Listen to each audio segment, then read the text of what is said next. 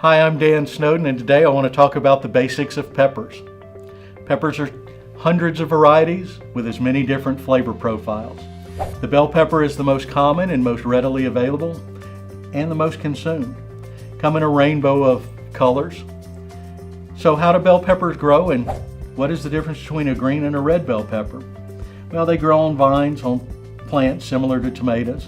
And a green bell pepper, if allowed to stay on that plant, will actually turn colors. It could be red, it could be yellow, it could be purple, it could be lilac, could even be white.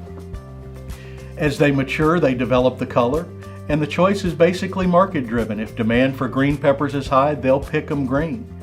If demand isn't high, they can leave them on the plant and let them ripen. So it's a give and a take. Peppers come in a couple grades, number 1 and number 2. It's based on size and shape specifications. Quality is still solid. It's all about appearance. So what's the difference? This is a field-grown pepper.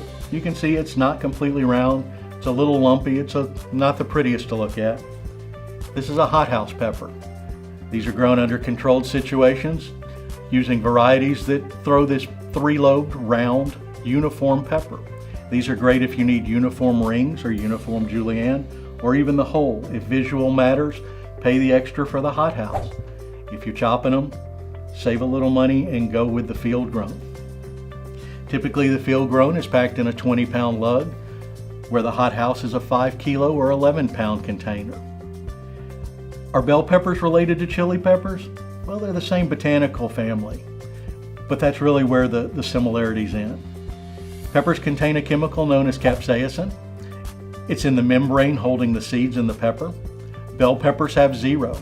They're totally sweet. Jalapenos, this is the one we most commonly use. Mexican cuisine, typically pickled. This is 5,000 Scoville.